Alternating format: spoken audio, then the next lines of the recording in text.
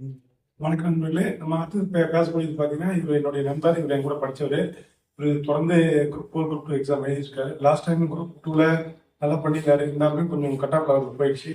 அவர் வந்து கொஞ்சம் இங்கிலீஷ் மீடியம்ன்றதால அவருக்கு வாய்ப்பு இல்லை. ஏன்னா தமிழ் மீடியம் தான் கொஞ்சம் வாய்ப்பு இருக்கும். தொடர்ச்சியா படிச்சுட்டு இருக்காரு. விவசாயம் பார்க்குறாரு. சரிங்களா? அவரு குழந்தைங்கலாம் இருக்காங்க.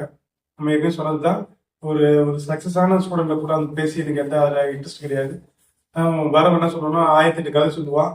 நான் அப்படி படித்தேன் இப்படி படித்தேன் மருத்துவமனை உட்காந்து படித்தேன் அப்படிலாம் சொல்லுவாங்க. நமக்கு நம்ம பார்க்கறது ஒன்றும் கிடையாது. நிறைய ஒரு பில்டப்பாக இருக்கும். ஆனால் இவங்களுக்கு இந்த மாதிரி படிக்கக்கூடிய நபர்கள் பார்த்தீங்கன்னா, நம்ம வந்து பேசும்போது கேட்கும்போது இது தினமும் இவங்க பார்ப்பாங்க. அது பார்க்கும்போது அவங்க படிக்கிற ஒரு உத்தியோகம் இருக்கும். சொல்லிட்டுமேன்ற ஒரு வயதைக்கு இருக்கும். சரிங்களா? நம்ம கிட்ட ஒரு சில கொஸ்டின் மட்டும் நம்ம கேட்குறோம். இல்லை அவரே மொத்தமாக பேசி முடிச்சிட்டோம். சரிங்களா? என்ன செய்ய போறாரு, என்ன எப்படி படிச்சிட்டு இருக்காரு அப்படின்னு கேட்டாவே நமக்கு போதும். எத்தனை வருஷமா நீங்க படிச்சிட்டு இருக்கீங்க? 2013 படிச்சுட்டு இருக்கேன். படிச்சுட்டு இருக்கேன்னா வந்து தேர்வு படிச்சுட்டு இருக்கேன். ஆனா ஒழுங்கா படிக்கல. பட் வந்து சிலபஸை எடுத்து வச்சு ஒழுங்கா படிக்கல. எந்த புக்கையும் வந்து ஒழுங்கா படிச்சு எல்லா பாடத்தையும் ஒழுங்கா கவர் பண்ணி இன்சி எடுத்து வச்சு படிக்கல. அதாவது எப்படின்னா அதிர்ஷ்டத்துல பாஸ் ஆயிடுமா அப்படின்ற ஒரு கூட்டுத்தனமான எண்ணம். அதே போல அதனால கரெக்டான ஒரு தெளிவு இல்லாம தான் ஒரு மிகப்பெரிய இது. என்னுடைய அறியாமைகள் நிறையும் கூட. அறியாமைகள் வாழ்க்கை எவ்வளவோ இதுவாக இருக்குது. படிக்கிறது வந்து நம்ம நல்ல ஒரு பாடத்தை எழுதணும்னாக்கா அந்த லெசனை வந்து நமக்கு புரியுற வரைக்கும் படிக்கணும். குறைந்தபட்சம் 5 டைம் வச்சு அந்த பாடத்தை படிச்சாதான் நம்ம வந்து ஒரு நல்ல புலமை பெற முடியும். அந்த லெசன் நம்ம ஏதோ ஒரு டைம் 2 டைம் படிச்சுட்டு போயிட்டோம்னா அது 100க்கு ஒரு 10% தான் அதிகபட்சம் நம்ம மைண்ட்ல நிற்கும். அதை வர 1-2 கொஸ்டின் அட்டன் பண்ணுவோம். அதை வந்து பாதி கொஸ்டினோட தப்பாயிடும். ஏன்னா ஒரு 2 டைம் படிச்சோம்னா ஒரு 4 டைம் படிச்சுட்டு 5ஆவது டைம் படிக்க முன்னாடியே இன்சி எடுத்து வச்சுட்டு அதுக்கப்புறம் அந்த இன்சியும் படிச்சுக்கலாம். அப்படி படிக்கும்போது நமக்கு நல்ல ஒரு இது தெளிவு இருக்கு. அந்த கொஸ்டின் எப்ப கேட்டாலும் சொல்லக்கூடிய ஒரு ஆற்றல் வந்து நமக்கு உண்டாகுது. நம்ம இதெல்லாம் படிக்கணும், திரும்ப திரும்ப படிக்கணும்ன்றது இப்பதான் நான் வந்து புரிஞ்சுக்கிறேன். அது மாதிரி நான் வந்து இப்போ 2013 குரூப் 1 அட்டன் பண்ணிருக்கிறேன். ஆனா எதையுமே ஒழுங்கா படிச்சுட்டு போய் அட்டன் பண்ணல. சொன்ன பேருக்கு அட்டன் பண்ணிருக்குன்னா பேர் படிச்சு ஒழுங்கா படிக்கிறாங்க. என்னுடைய மிகப்பெரிய ஒரு தோல்விக்கான காரணமே நான் படிக்காம இருந்ததாலதான். ஆனா இப்ப வந்து 2022 பாத்தீங்கன்னா நான் 9th Tamil book 9th 10th 2 Tamil புக்கை மட்டும்தான் படிச்சுட்டு போனேனே. அதுக்கு மாதிரிலாம் நான் பார்த்தோம்னா எக்ஸாம் எழுதுவேன். ஆனா ரிசல்ட் கூட பார்க்க மாட்டேன்.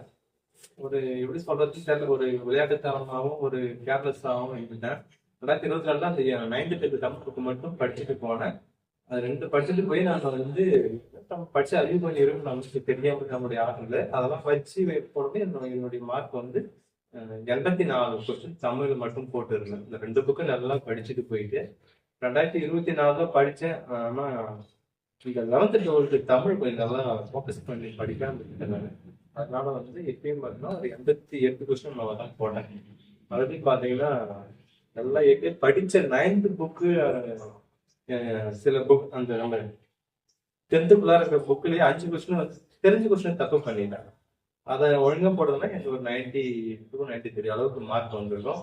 அதே போல எனக்கு மேக்ஸ் வந்து அடிப்படையாவே ஸ்கூல் படிக்கும் காலத்துலேருந்தே அவ்வளவா எனக்கு மேக்ஸ் வந்து கொஞ்சம் அவ்வளவா எனக்கு வராது. அது நான் என்னுடைய தோல்விக்கு மிகப்பெரிய ஒரு காரணம் இருக்கிறது எனக்கு வந்து மேக்ஸ் தெரியாம இருந்தது தான். தெரியும் பட் இருந்தாலும் இந்த எக்ஸாம் வந்து டிஎன்பிசி எக்ஸாம்ல எந்த அளவு எவ்வளவு குயிக்கா மேக்ஸ் போடணுன்ற அந்த டேலண்ட் இல்லை. அவ்வளவுதான். மேக்ஸ் சுத்தமா மேக்ஸ் தெரியாதுன்னு ஒரு இல்ல. இந்த ஷார்ட் டைம்ல அந்த ஆன்சர் எப்படி கொண்டு வரது எந்த மாதிரி இது பண்ணணும்னு ஒரு இதுவும் இல்லை. அதான் என்னுடைய தோல்விக்கு மெயின் காரணம். பிளஸ் வந்து நல்லா நம்ம படிக்கணும். அதாவது நிறைய ஒரு பழமை சொல்லுவாங்க, அகல உழுவதை விட ஆழ உழுவதை விடுன்னு சொல்லுவாங்க. அது அந்த மாதிரிதான் இன்னைக்கு எடுத்தோமா 6th புக் எடுத்தோமா அப்படியே கடகன்னு ஒரு யூனிட்டே என்னது ஒரு ஒரு டேம் படிச்சு முடிச்சணுன்ற ஒரு எண்ணம் இருக்கக்கூடாது. இந்த ஒரு பொழுது 2 லெசன் படிக்கணும்னா கூட அது தெளிவா ஒரு லெசன் எடுத்தோமா நமக்கு புரியுற வரைக்கும் படிக்கணும். அதாவது என்னது வீசி ஏற்கல் கனியை வீழ்த்தா விடலாம் கல் வீசுவதை நிறுத்தக்கூடாதுன்ற மாதிரி அடிச்சா அமையும் நகருன்ற மாதிரி நம்ம நல்லா ஒரு 5 டைம் 6 டைம் படிச்சோம்னா நம்ம அந்த லெசன்ல நம்ம ஜீனியஸ். மீண்டும் மீண்டும் படிக்கணும். கல்யாணம் ஆயிடுச்சா உங்களுக்கு? எனக்கு கல்யாணம்லாம் ஆயிடுச்சு. எனக்கு 2 பெண் பிள்ளைங்க இருக்காங்க. ஒரு ஆண் குழந்தை ஒருத்தர் இருக்காரு. மொத்தம் எனக்கு 3 பிள்ளைங்க இருக்காங்க.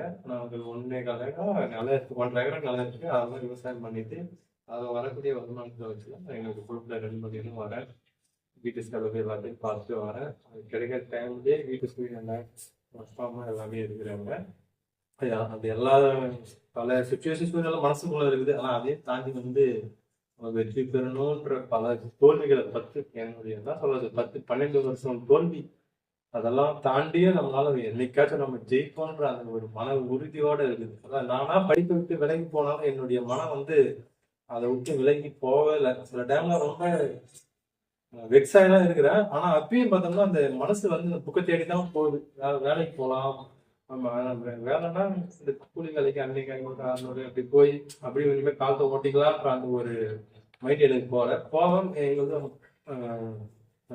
4-5 மாடுலாம் இருக்குது. அதையும் பார்த்துக்குவேன். மாடு பால் கண்டு ஊற்றிட்டு எடுத்து நைட்டு விளாண்டு படிப்பேன். காலையில் படிப்பேன். வேலையெல்லாம் முடிச்சுட்டு 10-12 மணிக்கு இழுத்து வந்து உட்காந்து படிச்சுட்டு இருப்பேன். ஓரளவு நல்ல மார்க்கும் எடுப்பேன் நான். அது இப்பதான் நல்லா படிக்க ஆரம்பிச்சதாலதான் மார்க்கு. நம்ம அதாவது இன்னும் ஒரு பாட்டே வரும் பாருங்க. காணா மயிலாட அதை கண்ட வான்கோழி தானா தன்னை அதுவாக பாவித்து தன் பொதுவா சிறகை விதித்தாலும் கூட கற்றாதான் கற்றகதி. அந்த மாதிரி நம்ம படிச்சாதான் படிப்பு.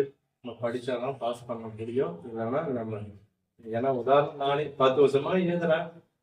ஒன்றும் வேலைக்கு ஆகாது. நம்ம படிக்கலைன்னா பாஸ் ஆகுறதுன்றது சாத்தியம் இல்லை. படிக்கலைன்னா நம்ம அந்த லைஃப் பக்கம் வர தேவை இருக்கலாம். படிக்கணும்ன்ற அந்த ஒரு எண்ணம் நம்ம மனசுக்குள்ள இருக்கணும். அப்போதான் நம்ம வந்து ஒரு இன்னைக்குனாச்சும் என்னைக்கும் நாளைக்கு நம்ம வெற்றி பெறுவோம். எப்படின்னு கேட்டா இன்னைக்கு கொஞ்சம் கத்துக்குவோம், நாளைக்கு கொஞ்சம் கத்துக்குவோம், நாளைக்கு கொஞ்சம் கத்துக்குவோம். அந்த மாதிரி அப்பப்போ நம்ம அறியாமலேயே நம்மளுடைய மைண்ட் சில 10 வருஷம் நான் எக்ஸாம் டிஎன்பிஎஸ்சி எக்ஸாம் அட்டன் பண்ணியிருக்கிறேன். குரூப் 2 எழுதியிருக்கேன், குரூப் 4 எழுதியிருக்கேன், குரூப் 8 எழுதியிருக்கேன், குரூப் 7 எழுதியிருக்கேன். ஆனா எல்லாமே எழுதியிருக்கேன், படிச்சுட்டு போய் எழுதுறேன். அதான் என்னுடைய இது. ஆனா ஒவ்வொரு எக்ஸாம் எழுதும் போதும் நிறைய அனுபவங்களை கற்று வச்சிருக்கிறேன். அது நான் சில கொஸ்டின்ல வந்து அந்த அனுபவங்களை வந்து நம்மளை மீறியே அது சில இடத்துல வந்து யூஸ் ஆகும். 2025 நீங்க என்ன முடிவு என்ன இலக்கா வச்சிருக்கீங்க? 2025 இலக்கு 2025 இலக்குல நான் கண்டிப்பா குரூப் 4 பாஸ் பண்ணிடுவேன்ற ஒரு மன உறுதியோடு இருக்கேன். 2024 குரூப் 4 நான் பாஸ் பண்ணியிருக்கணும். ஆனா வந்து சில எக்ஸாம் கிட்ட வந்து ஒரு 1 மந்த்தா நான் படிக்காம இருந்தேன். கொஞ்சம் வீட்டு வேலை, ஒரு முக்கியமான வேலை, இதுவும் முக்கியம் அதுவும் முக்கியம் தான். ரெண்டுத்துல எது முக்கியம் இது முக்கியம்னு சொல்லுவாங்க. அந்த மாதிரி ஒரு இதனால நான் அப்ப படிக்காம கொஞ்சம் டைம் வேஸ்ட் பண்ணிட்டேன். இந்த மாதிரி படிக்கிற மாணவர்களுக்கு நீங்க என்ன சொல்ல போறீங்க? உங்களை மாதிரி படிக்கிறவங்களுக்கு இந்த மாதிரி படிக்கிறவங்களுக்கு நம்ம சிலபஸ் கையில இருக்கணும். அதே போல இம்சி எடுக்கணும், புக் எடுத்து படிக்கணும். ஒவ்வொரு என்னுடைய ஒரே கான்செப்ட் ஒவ்வொரு லெசனும் குறைஞ்சபட்சம் 5 டைம் ஆச்சும் படிச்சிடணும். பிளஸ் டெஸ்ட் போட்டு பார்க்கணும். அதே போல நம்ம டெஸ்ட் போறோம்னா நமக்கு என்னென்ன கொஸ்டின் நம்ம தப்பு பண்றோம்ன்றத அதை மீண்டும் போய் முன்னாடி நம்ம எவ்வளவு தப்பு பண்ணியிருக்கோம், எத்தனை கொஸ்டின்லாம் தப்பு பண்றோம், ஏன் தப்பு பண்றோம் அப்படின்னு அதை ஃபர்ஸ்ட் பார்க்கணும். நம்ம தோல்விக்கான காரணம் நம்ம வந்து எங்க தப்பு பண்றோம்ன்றத நம்ம ஃபர்ஸ்ட் பார்க்கணும். நம்ம டெஸ்ட் எழுதி பார்க்கணும். நம்ம டெஸ்ட் எழுதுனதுல எது தப்பாச்சு அதை நல்லா படிக்கணும். அதுதான் மெயின் கான்செப்ட். இன்சி எடுத்து வைக்கணும். அதுதான் மெயின்.